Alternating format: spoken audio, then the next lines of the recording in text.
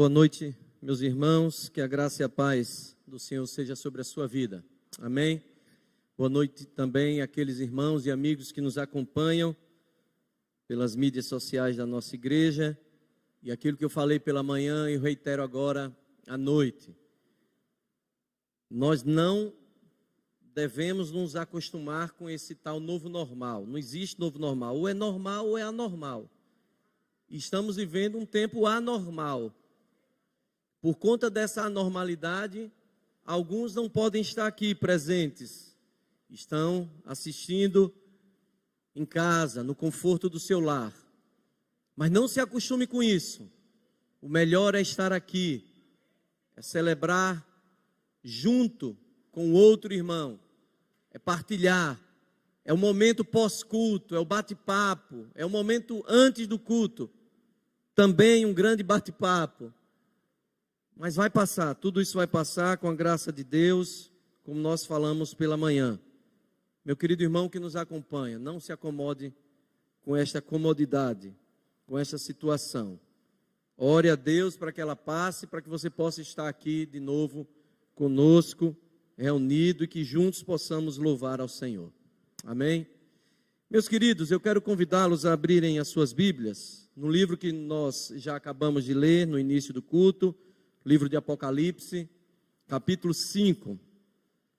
Nós vamos ler todo o capítulo, que será o texto da nossa reflexão de hoje, como eu falei pela manhã. Apocalipse, capítulo 5.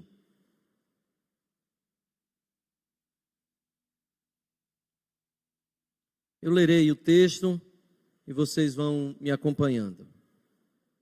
Diz assim a Sagrada Escritura: Vi na mão direita daquele que estava sentado no trono um livro escrito por dentro e por fora, de todo selado com 7 selos. Vi também um anjo forte, que clamava em grande voz: Quem é digno de abrir o livro e de lhe desatar os selos? Ora, nem no céu, nem sobre a terra, nem debaixo da terra, ninguém podia abrir o livro, nem mesmo olhar para ele. E eu chorava muito, porque ninguém foi achado digno de abrir o livro, nem mesmo de olhar para ele.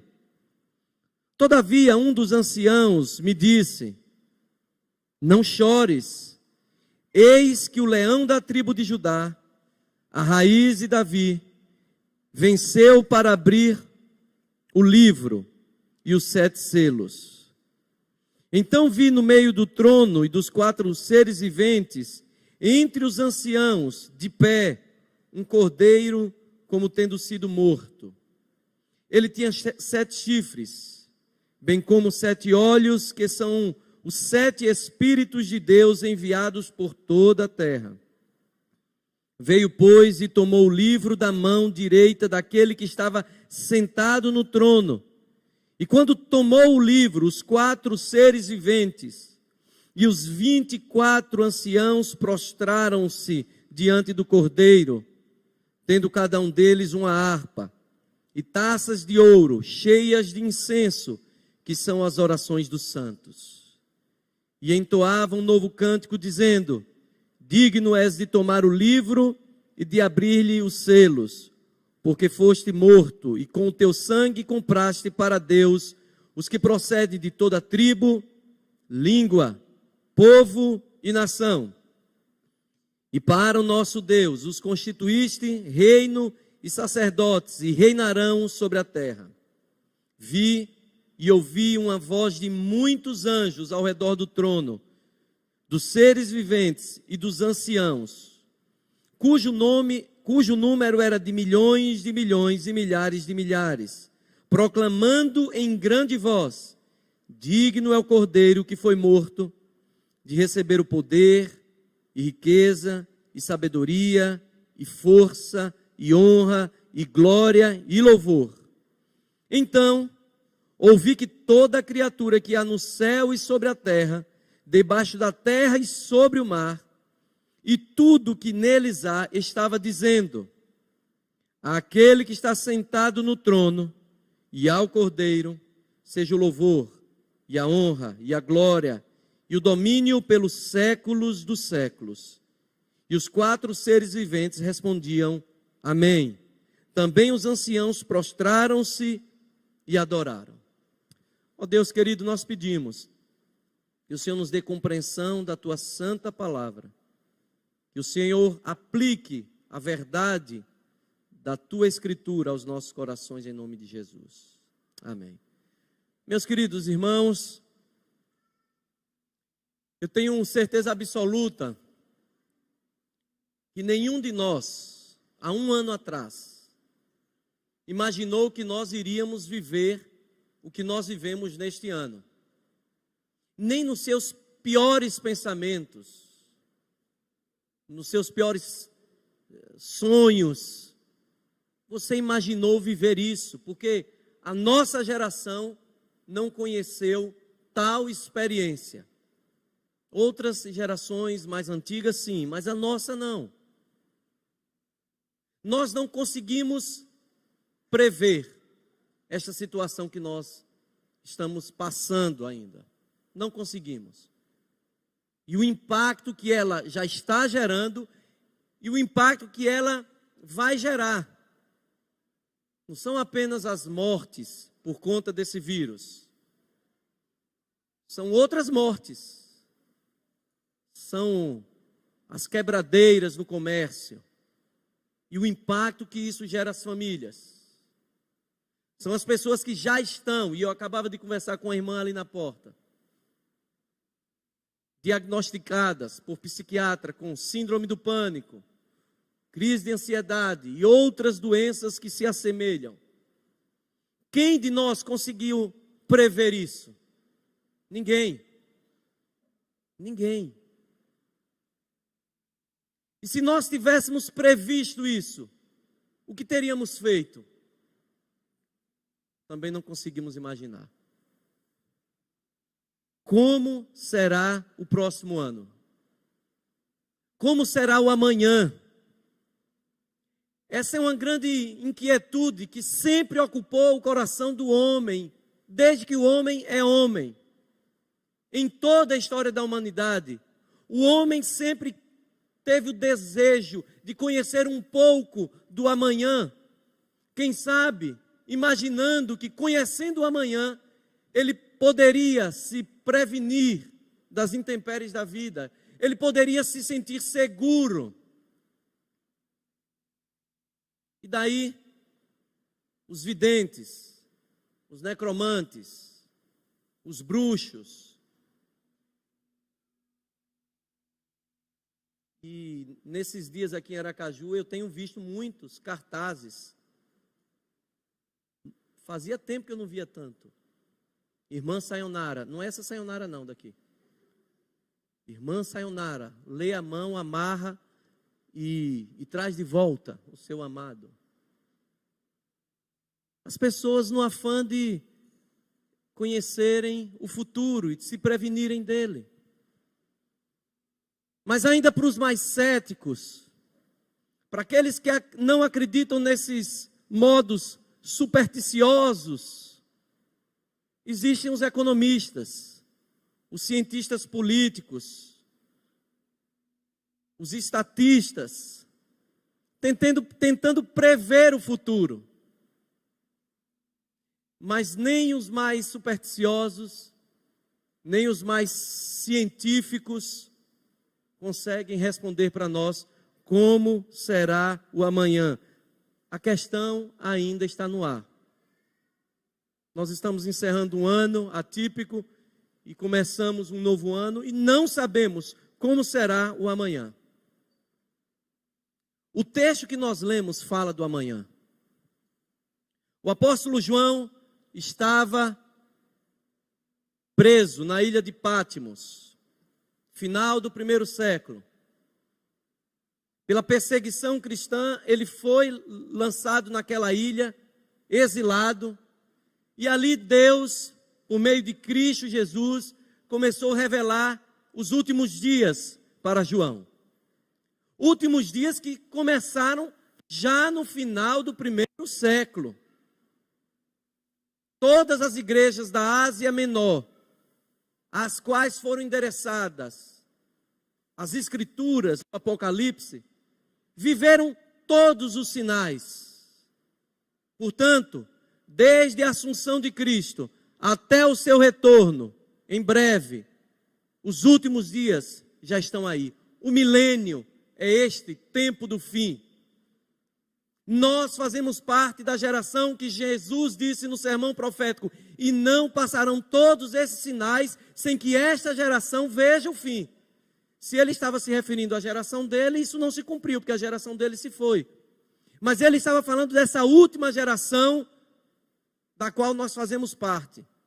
A geração do milênio, do fim, que não é um milênio literal, é um intervalo de tempo que só Deus sabe quando será o fim. Mas é um tempo certo, com início, meio e fim.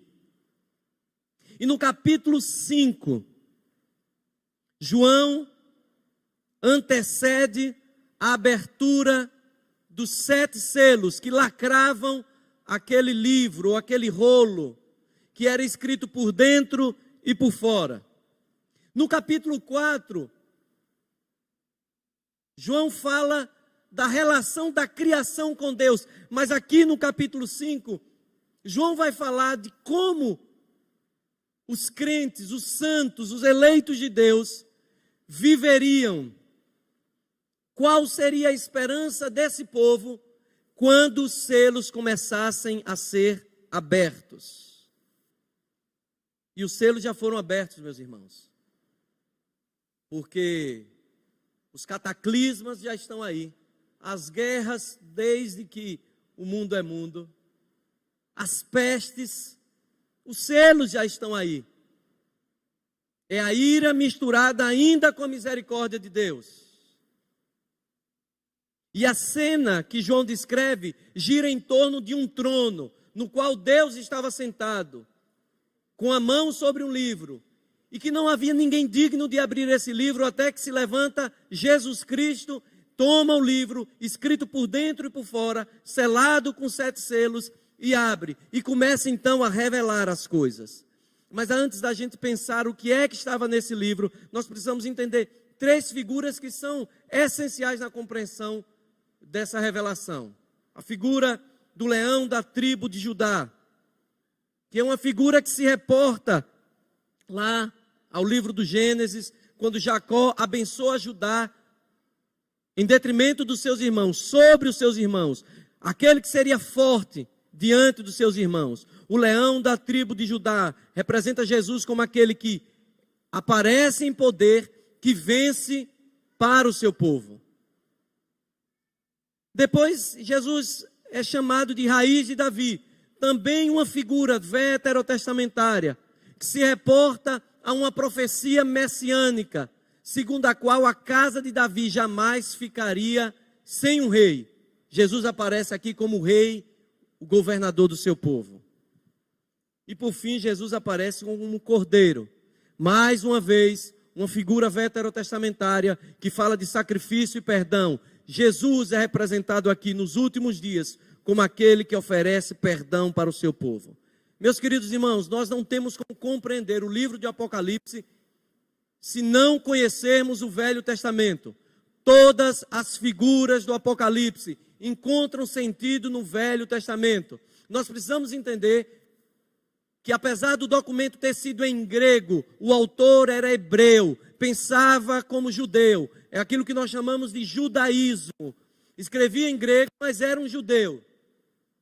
Então todas essas figuras são simbólicas, não podem ser literais. E estas figuras simbólicas encontram todo o seu arcabouço teórico e teológico no Antigo Testamento, não é no Novo Testamento. Jesus aparece então como a raiz de Davi, aquele que vem para vencer. Ele aparece como o leão da tribo de Judá, aquele que vem para vencer, a raiz de Davi, o rei que vence, e o Cordeiro de Deus, aquele que é sacrificado, mas também vence para o seu povo. E o que vem a ser então livro que é escrito por dentro e por fora, fechado com 7 selos. Não era comum termos livros escritos por dentro e por fora, até porque quando nós falamos em livro não era isso, não era esse formato. Eram rolos de pergaminho, de couro ou de papiro. Neste período já era um pouco mais comum o pergaminho de couro. Eles eram escritos por dentro. Uma margem só, uma face só. Mas a revelação diz que ele era escrito por dentro e por fora, todo selado. E só Jesus podia abrir os selos. O livro escrito por dentro e por fora fala de uma história, era o livro da história da redenção. É o livro da história que está nas mãos de Deus. E ele é escrito por dentro e por fora, porque não há nenhuma parte da história que seja vazia, que não tenha propósito, que seja acaso e que não esteja sob o governo daquele que escreve a história. O livro é pleno, é completo.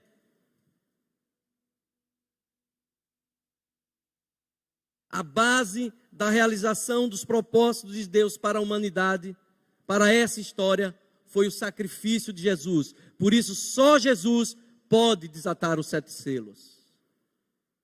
Porque o desenrolar da história dependeu do seu sacrifício, da história da salvação, da história do homem, da história da esperança da humanidade caída.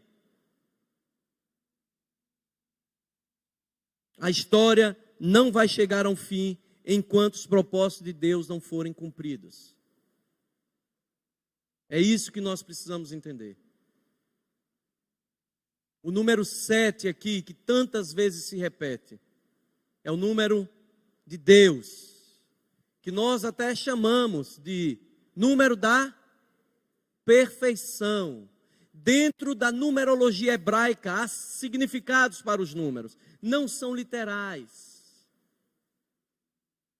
7 é a soma de 3 mais 4, a trindade, mais 4, a plenitude. 3 e 4, 7, é Deus. Assim como Satanás é a tentativa de se aproximar de Deus, de imitar a Deus. Então qual é o número de Satanás? Qual? 6, só 6. O meia é uma repetição, é para dar ênfase. Assim como Isaías viu os anjos dizendo que Deus era o quê? Santo, santo, santo. Para o hebraico não há superlativo. Para eles falarem santíssimo, eles dizem santo, santo, santo. Então, para dizer que Satanás é 6, que a besta que é o poder de Satanás não é um monstro que vai se levantar do mar. Porque se a gente entender que a besta vai ser um monstro que se levanta do mar, a gente tem que entender que Jesus tinha 7 chifres e 7 olhos também. Porque o cordeiro tem 7 chifres e 7 olhos. Então, para dar ênfase, o ministério de Satanás é tentar copiar a Cristo em tudo. Se Cristo é 7, Satanás é 6, 6, 6. Ele vai insistir em ser 6, mas ele nunca vai ser 7. É uma espécie de dízima periódica. 6, 6, 6, 6, 6, 6, 6. Nunca vai ser 7, porque ele pode se assemelhar até para enganar os eleitos, se for possível. Mas nunca vai ser o 7. É isso. E aquele que é o 7, aquele que tem 7 chifres, que tem 7 olhos, ele abre o livro. E a história só se cumpre porque ele abre o selo. Meus irmãos, nós não temos tempo para ler tudo. Lá na nossa igreja, em Resende, nós temos estudado durante o 2º semestre o livro de Apocalipse. E ali a gente tem um pouco mais de tempo para esmiuçar os detalhes desse livro. Mas uma recomendação para vocês: leiam o livro de Apocalipse buscando a forma mais simples de interpretar. Sem firulas, sem muito sensacionalismo. A forma mais simples. respeitando o contexto histórico, entendendo que esse livro não foi escrito nem para mim nem para você, foi escrito para aqueles primeiros cristãos, dentro daquele contexto. E a história vai se cumprindo. Nós não sabemos como será o amanhã. Nós não sabemos os detalhes do nosso futuro. Mas uma coisa é certa: os flagelos virão, o sofrimento virá, as guerras virão. Jesus não nos permite conhecer os detalhes da história, mas Jesus tem o final da história nas suas mãos. É isso que o texto está dizendo. Ainda que o mundo sofra flagelo, ainda que o mundo sofra as epidemias, as pestes, aqueles que temem ao Senhor vão passar por tudo isso, não vão ser retirados. Mas o texto nos traz uma palavra de esperança. Nem você, nem eu precisamos conhecer o nosso futuro. Nós não precisamos consultar a irmã Sayonara. Nós não precisamos de culto de fogo para nos revelarem o futuro. Dos videntes gospel, que insistem em querer dizer como será o futuro. Parece piada? Eu já ouvi muita coisa, meus irmãos. Eu já ouvi gente dizendo que Jesus Cristo ia voltar e quem ia anunciar era Cid Moreira. Vai ser logo, porque Cid Moreira já está no bico do urubu. Bobagem, meninice. Os apóstolos perguntaram: quando será o tempo, Senhor? Jesus responde: não compete a não ser ao Pai saber. Eu não preciso saber dos detalhes. Eu preciso confiar que aquele que tem a história nas suas mãos passará comigo os flagelos, as lutas, as pandemias, todos os sofrimentos. E o texto nos ensina isso. Nunca faltará aos filhos de Deus companhia no meio das lutas. Nunca faltará. Qual é a visão? O cenário começa com choro, porque não havia ninguém digno de abrir o livro. Mas aquele cenário de tristeza logo muda para um cenário de muito louvor, de muita alegria, de muita gente reunida adorando a Deus. Gente de toda tribo, língua, povo e nação. Uma família. Se você teme ao Senhor Jesus, se Cristo é o seu Senhor e seu Salvador, você não está sozinho, você tem família, você precisa desta família. A igreja é uma família. A igreja é a grande arca na qual nós passamos o dilúvio. E nós somos gente dos mais diferentes lugares, das mais diferentes histórias, dos mais diversos gostos, e todos chamados à eternidade, não porque Deus olhou para nós e achou algo muito especial em nós, mas simplesmente porque Ele tinha um compromisso com a própria palavra. Os povos iriam adorar a Deus. Nós estamos nessa grande barca. Nós precisamos aprender a sofrer juntos. Quando o texto nos leva a pensar que não faltará companhia para os filhos de Deus, não é uma companhia etérea, apenas mística, transcendente de Cristo, porque isso é fato. Mas Cristo se encarna nas nossas vidas, através das mãos da igreja, que somos nós. A igreja precisa ser profundamente acolhedora para esses momentos de crise. Porque é assim que a igreja cumpre aquilo que Cristo disse quando afirmou: vocês não me escolheram, mas eu que escolhi a vós outros para que vades, deis frutos e os vossos frutos permaneçam. Como é que nós passamos? Como é que nós vivemos os últimos dias? Como é que nós vamos encarar esse futuro desconhecido? Primeiro, juntos, unidos, como igreja, como corpo de Cristo, congregados. Gente com gostos diferentes, gente com aptidões diferentes, gente com culturas diferentes, mas gente adorando com toda essa diferença um Deus único. É isso que a visão diz. Todos aqueles povos estavam adorando um Deus único. O cristianismo não nos impõe cultura, nos impõe uma mudança de vida. A única condição à salvação é a graça.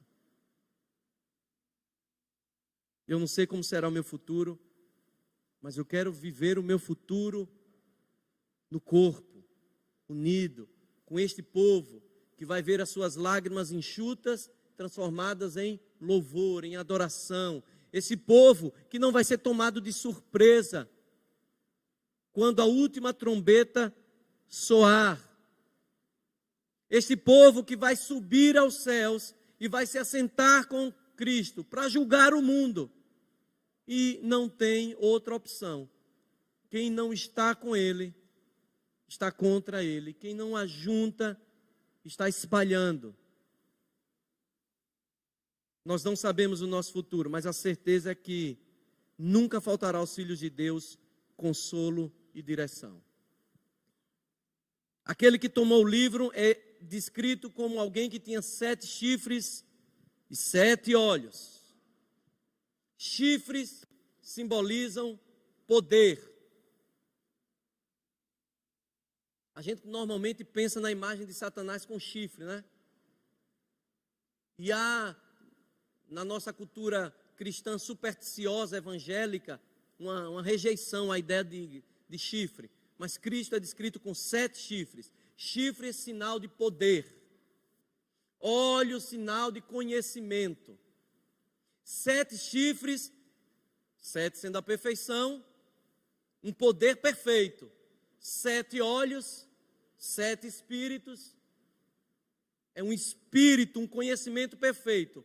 Ele está falando que o Cordeiro de Deus, de 7 chifres e 7 olhos, ele tem todo o poder e todo o conhecimento. Ele é onipotente e ele é onisciente. Simples, não é um monstro que vai se levantar, não são 7 chifres. Deu para entender? O caminho mais simples para interpretar. E é esse, de 7 chifres e de 7 olhos, que vai nos consolar no meio das nossas lutas. É este que sabe de todas as coisas e que conhece todas as coisas e que tem todo o poder sobre todas as coisas, que estará nos consolando. Sem desespero, aquilo que eu falei pela manhã. Sem histeria. Quem não tem esperança pode viver histérico, descontrolado, arrancando os cabelos, praguejando, amaldiçoando todo mundo. Mas quem sabe que é guardado pelo Todo-Poderoso, por aquele que conhece todas as coisas, não precisa se desesperar. Basta crer que Deus nos dá consolo e dá direção. Nós não sabemos como é que vai ser amanhã. Os nossos planos podem mudar, mas haja o que houver, Deus nos guardará, nos consolará, nos animará para continuar seguindo e vai também nos dar direção. A certeza que as nossas orações, as nossas preces, as nossas súplicas serão colhidas pelo Senhor. Para o cristão, o futuro não é um caminho escuro sem direção, é um caminho certo, com rumo certo, com destino certo. Não faltará para nós, nem consolo, nem direção.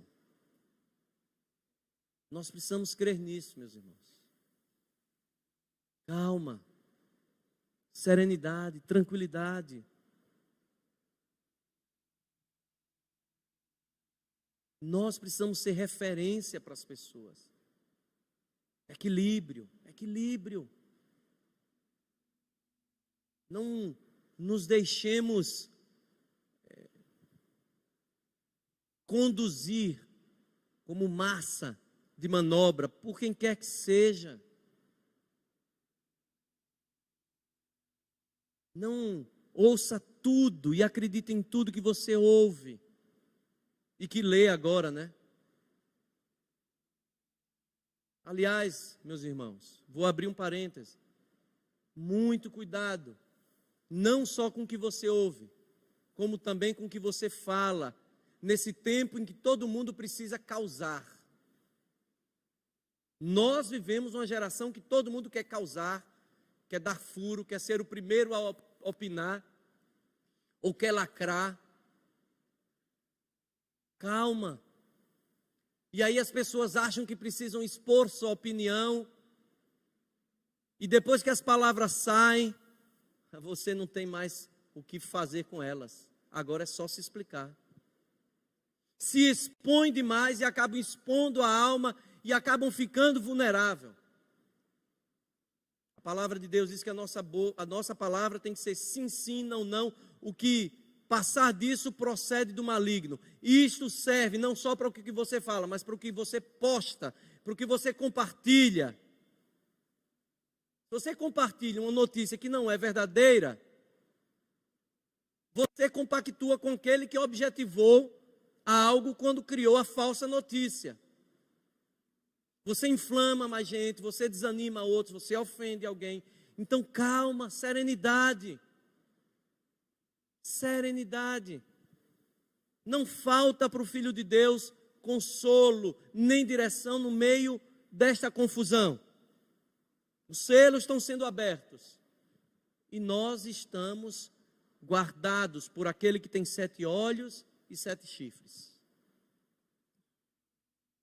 Mas também, no meio destes selos, dessas catástrofes, dessas pandemias, dessas pestes, não vai faltar ao Filho de Deus um louvor renovado. É isso que nós lemos. O texto termina com festa, com louvor. A visão diz que todos cantarão um novo cântico ao Senhor e vão dar glória a Ele. Isaías 42, versos 9 e 10 diz assim: eis que as primeiras predições já se cumpriram e novas coisas eu vos anuncio, e antes que sucedam eu vos farei ouvir.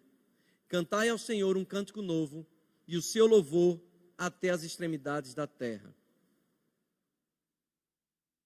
Ainda que você e eu não saibamos como será o nosso futuro, ainda que haja previsões difíceis, louve ao Senhor, reconheça o Senhor em todo o seu caminho. Deus está cuidando da sua vida. Há situações que parecem que fogem ao nosso controle, mas se nós aquietarmos o nosso coração em Deus, depois nós veremos que foi a melhor coisa. Eu costumo pensar nisso, uma experiência muito simples. Eu lembro que quando eu estava concluindo o meu curso, havia boas possibilidades de bons locais para servir. E me disseram que eu ia para o Acre. Eu nem sabia que o Acre existia. Eu pensei que ele já tinha sido... o problema é que é ao vivo, né? Mas meus amigos acrianos, eles só vão assistir 2 horas depois. Dá tempo de cortar. Ou 3 horas. Não tem horário de verão. Eu pensei que o Acre já tinha sido devolvido para os bolivianos e os brasileiros. Corta isso aí, viu, André? E eu tentava de toda maneira apelar aos meus superiores. Não, vai para o Acre. Tem que pagar a sua cota de fronteira logo. E eu sei que foi o melhor lugar que Deus teve para mim, para Raquel e para as meninas. A ponto de nós não desejarmos sair de lá. Pelo menos durante um tempo mais. A gente acha no início que é a pior coisa. A gente acha que vai fugir aos nossos planos. E foge mesmo aos nossos planos. Mas Deus nos levou para um meio de gente que nos amou muito, a quem nós amamos. Aí eu já estou me redimindo aí, viu? Você que é acriano que está me ouvindo. Gente de bem, gente educada, gente festeira, uma igreja que nos acolheu bastante, gente que deixou saudade, com quem nós temos laços até hoje. Deus nos usou, Deus nos experiências ali que eu nunca imaginei viver. Mas se me perguntasse, eu diria não. Então fica tranquilo, meus irmãos. O que Deus pode estar desenhando para a sua vida, o que as circunstâncias podem estar desenhando para a sua vida, que aparentemente está fugindo ao seu controle, não fazia parte dos seus planos, fugiu do teu controle, mas está sob o controle daquele que não falha, que tem o melhor para mim e para você. É o Senhor dos Exércitos. Por isso, louve ao Senhor, aprenda, exercite, ainda que seja muito difícil. Meus irmãos, nós não sabemos como será o amanhã. E não precisamos saber. Basta crer que os selos que estão sendo abertos, os flagelos, as lutas, as dificuldades, as perseguições, está no controle de Deus. Não perca a esperança. Descanse no Senhor. Busque direção nele e aquiete o teu coração. Creia que Deus tem um plano melhor para nós. Esse texto foi escrito para que aqueles irmãos que já estavam começando a viver as grandes perseguições, eles tivessem esperança, porque todo sofrimento inicial iria redundar num louvor final. E é isso para mim e para você.